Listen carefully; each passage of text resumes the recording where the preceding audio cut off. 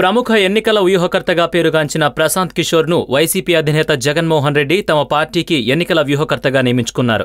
YSR Congress party plenary వేదికగా ఈ విషయాన్ని జగన్ తెలిపారు. అంతేకాదు ప్రశాంత్ని కూడా వైసీపీ శ్రేణులకు పరిచయం చేశారు జగన్. ఇక్కడ దక్షిణ భారత రాష్ట్రాల్లో ప్రశాంత్కు ఇది మొదటి పరీక్ష.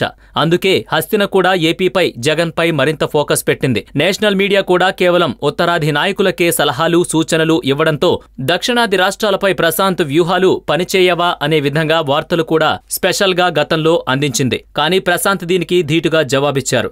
ఢిల్లీలో బీజేపీ చక్రం తిప్పుతున్న ఓ సీనియర్ నాయకుడి ద్వారా ప్రశాంత్ ని రాజకీయ సలహాదారుడిగా ఎన్నికలపై వ్యూహకర్తగా నియమించుకున్నారు జగన్. 2014 సార్వత్రిక ఎన్నికల్లో దక్షిణాది రాష్ట్రాలు కూడా మోదీకి 68% మొగ్గు చూపాయి. కానీ దక్షిణాదిన ప్రాంతీయ పార్టీల హవా నడుస్తోంది. ఉత్తరాది రాజకీయం వేరు. ఇక్కడ నాయకులు ఇచ్చిన హామీలు అమలులో కాస్త ముందు ఉంటారు అనే ఓ సాఫ్ట్ కార్నర్ అక్కడ ప్రజల్లో బలంగా ఉంది. నాయకులపై నమ్మకం కూడా ఉంది అంటారు రాజకీయ మేధావులు.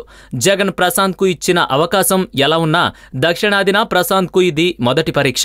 అందుకే జగన్ విషయంలో ఆచితూచి అడుగు వేస్తున్నారు ప్రశాంత్ టీం. వైసీపీ గత ఎన్నికల మేనిఫెస్టోని దృష్టిలో ఉంచుకొని తాజాగా ప్రశాంత్ వైసీపీ నవరత్నాల పథకాలను ప్రవేశపెట్టేలా చేశారు. ఇది ఏ రాష్ట్రంలో ఇంతవరకు అమలు చేయని పథకం. ఇక వైఎస్ఆర్ కుటుంబం ప్రాంతీయ పార్టీ పేరును ప్రజల్లోకి వెళ్లేలా చేసిన మరో కొత్త ప్రయత్నంగా ఇది కనిపిస్తోంది. అయితే ఇక్కడ జమిలీ లేదా సార్వత్రిక ఎన్నికల్లో విజయం జగన్ కు వరిస్తే దేశంలో ప్రశాంత్ కు తిరుగుండదు. ఇప్పటికే తెలంగాణ కాంగ్రెస్ ఆయన సేవలను అడిగినా ఆయన నో చెప్పారు. ఇక జగన్ విక్టరీ తర్వాత ఆయనను నియమించుకోవడానికి తమిళనాడు నుంచి స్టాలిన్ రెడీగా ఉన్నారని తెలుస్తోంది. మరి చూడాలి దక్షిణాన ప్రశాంత్ కిషోర్ ఫ్యూచర్ ఎలా ఉంటుందో.